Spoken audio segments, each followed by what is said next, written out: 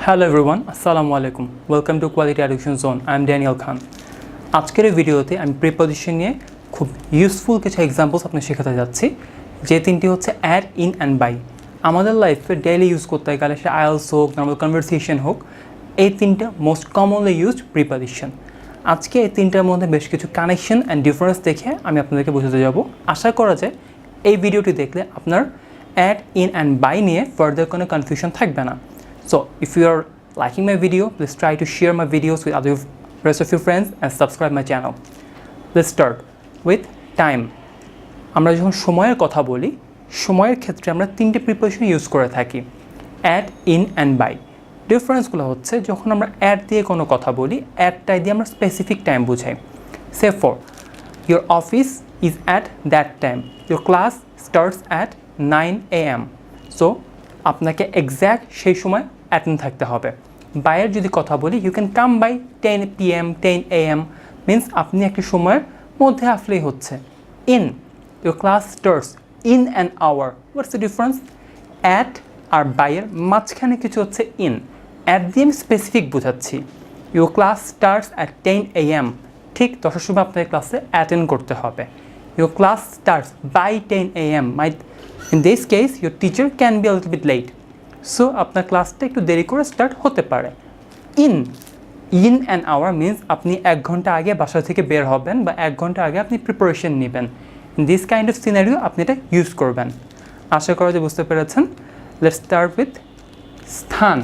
স্থানের ক্ষেত্রে মেনলি দুইটা প্রিপারেশন ইউজ করা হয়, ইন অ্যান্ড অ্যাট। ওকে, ডিফারেন্সটা কি? I live in Dhaka at Dhanmondi. আমি ঢাকায় থাকি কারণ Dhaka is a bigger place because it's the capital of a country. I live in Dhaka at Dhanmondi. In, at.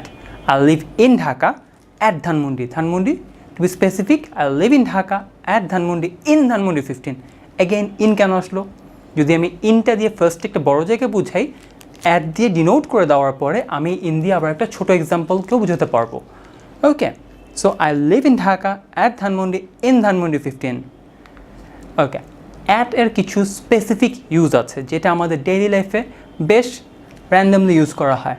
Number 1, দিকে। I am looking at something, I am looking at the DSLR। এরকম কোনো এক্সাম্পলের ক্ষেত্রে আমি ইউজ করতে পারি। I am looking at the TV, I am looking at someone. Okay, then গতি। The car is moving at a high speed or the bike is moving at a high speed. কোনো কিছুর speed বুঝাতে আমরা এটা use করে থাকি। Lastly, value বা মূল্য। The product is priced at some certain value, say for my mobile is priced at 30,000। এরকম কোনো এক্সাম্পল বলতে গেলে আমি ইউজ করতে পারি। প্রাইসড অ্যাট, কোনো প্রোডাক্টের প্রাইস অ্যাট দ্যাট ভ্যালিউ, এরকম এক্সাম্পলস আমরা অ্যাটটা ইউজ করতে পারি। দেন ইন দিয়ে দৃষ্টি, সে for in my point of view, Bangladesh is a very beautiful country. In my point of view, the weather of Bangladesh is very comfortable and soothing. এরকম সেন্টেন্সের ক্ষেত্রে আমরা ইউজ করতে পারি। এছাড়াও যদি আমরা বলতে যাই অনুপাত, অনুপাতটা কীরকম? সে ফর রেশিও বা সার্কামফারেন্স বলতে আপনি ইউজ করতে পারেন। Say for you got 4 out of 5 or 9 out of 10, এরকম সেন্টেন্সের ক্ষেত্রে আপনি অনুপাতটা ইউজ করতে পারেন। দেন অবস্থা, say for what is my condition at the moment, which kind of situation I am at in the moment. Okay, আমার এখন অবস্থাটা কি? Say for আমার কয়েকদিন আগে জ্বর ছিল, আমি এখন বেটার ফিল করতেছি। I recently recovered from my fever, so I am in good health now.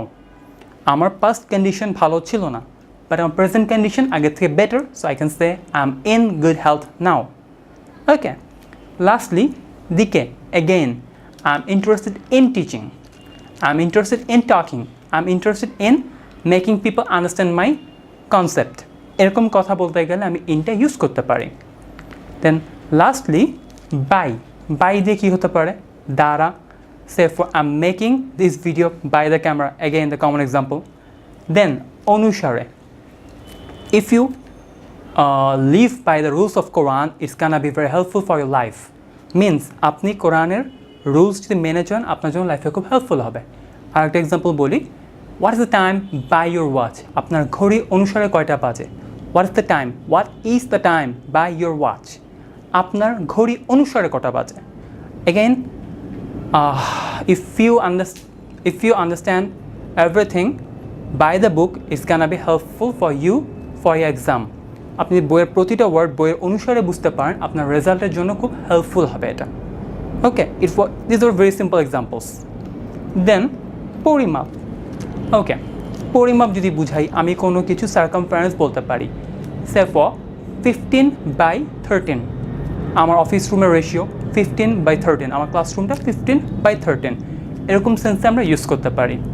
দেন পাশে, I am standing by the TV, I am standing by the camera, I am standing by the door, এরকম সেন্টেন্সের ক্ষেত্রে আমরা পাশে বা by use করতে পারি।